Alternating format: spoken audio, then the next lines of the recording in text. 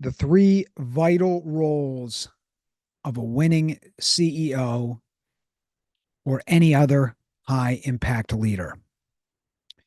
If you want to be successful, respected, effective as a high impact leader, whether you're a CEO, a police chief, a manager, a parent, a sports coach, any high impact leadership position, you must master these three roles.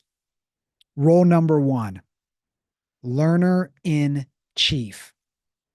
Spend 15 minutes to an hour every day learning from the best of the best experts and performers. This could be through books, audiobooks, podcasts, but you must learn from the best of the best experts and performers only. 15 minutes to an hour a day. Live by example. If you want the players on your team to be learners, you go first. You learn. If you want your children to be lifelong learners, you go first. You prioritize learning. If you want your executive team to be learners, you go first. You prioritize learning. Here's some thoughts on learning. Here's a thought from Charlie Munger, former vice chairman of Berkshire Hathaway, one of the greatest business experts in history, a life expert as well. Charlie told us, develop into a lifelong self-learner through voracious reading. Cultivate curiosity and strive to become a little wiser every day. Here's some quotes from Michael Jordan, one of the greatest athletes and sports leaders of all time. And Michael said, my best skill was that I was coachable. I was a sponge and aggressive to learn. Michael also said, successful people listen. Those that don't listen don't last long. And here's a quote from billionaire entrepreneur Mark Cuban. He said, learn, learn, learn. It is the greatest competitive advantage. The greatest competitive advantage is knowledge. Vital role number two of the high impact CEO and high impact leader, head coach. Coach up one person every day. Give self-esteem to your people, reduce their unnecessary stress, and challenge them to be their best. This applies to sports coaching, parenting, policing, teaching, you name it.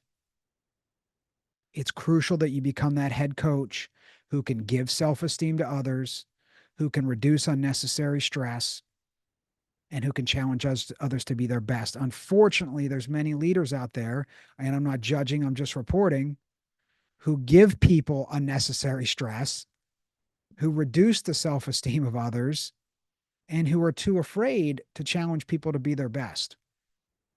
If you want to be a best-in-class leader, if you want to be an elevator who elevates others, if you want to get to that top 0.01% of high-impact leaders, you've got to be a great coach who does those three things. Now, let's talk about this.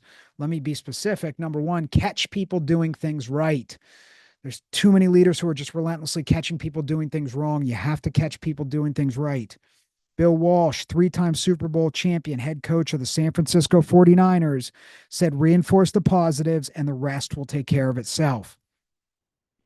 Number two, be an expert listener. This is another vital function of being a great head coach. Be an expert listener, ask questions, and show interest.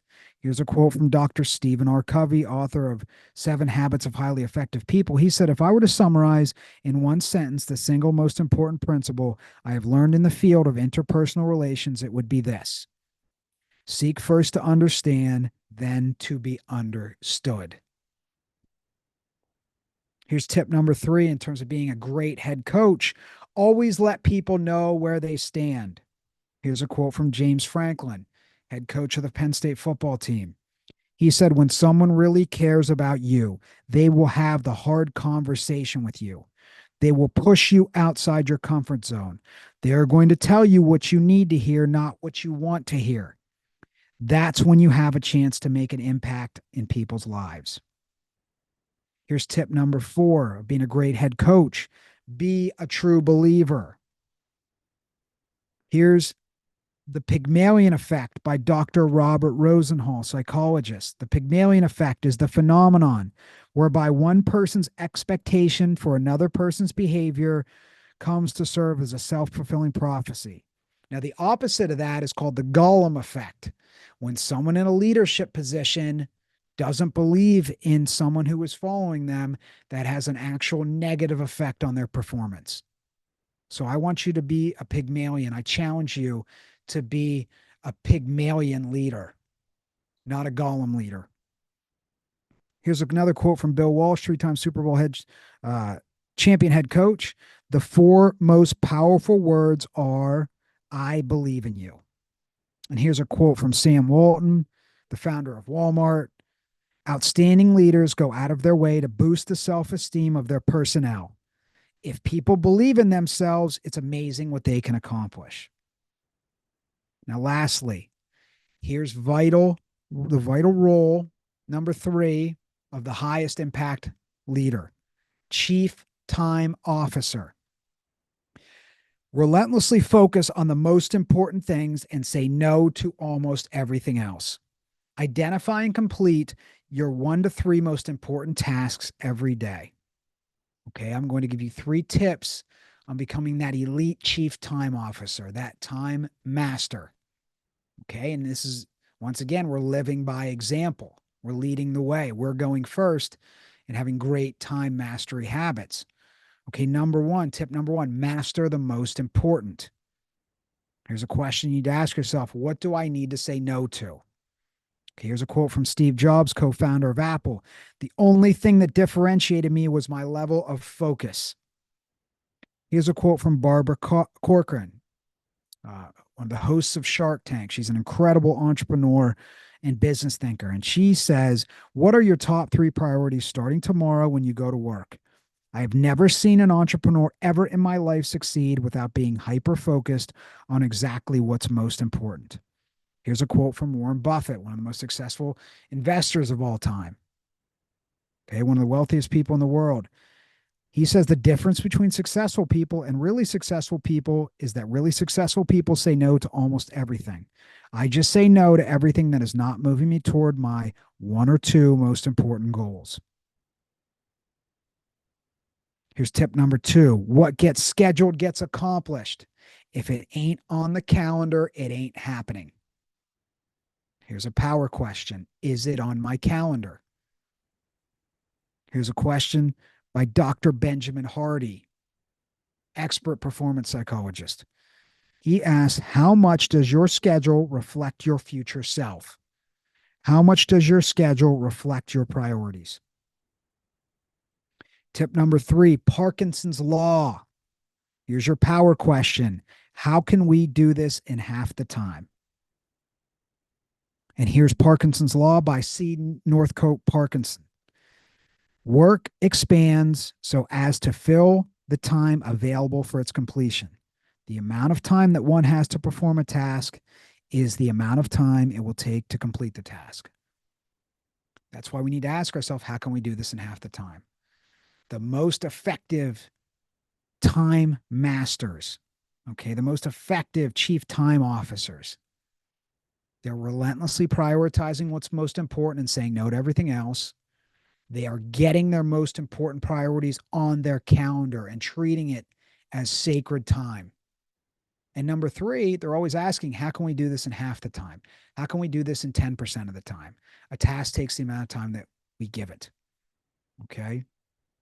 So let's review one more time. Chief Learning Officer, you go first, 15 minutes to an hour a day, learning from the best of the best experts. Vital role number 2, head coach. Okay, 4 tips on being the best head coach, an elite head coach. Catch people doing things right. Be an expert listener. Ask questions and show interest. Number 3, always let people know where they stand. And number 4, be a true believer. And lastly, vital role number 3, chief time officer. Master the most important. Identify the most important priorities. Tip number 2, get it on the calendar. If it ain't on the calendar, it ain't happening. And tip number 3, follow Parkinson's Law. A task takes the amount of time that we give it. How can I do it in half the time? If you found this episode useful, it helps me a ton if you can like, subscribe to the channel, and share it with one person who you know would also find it useful. I wish you an elevated life of success, happiness, and positive impact.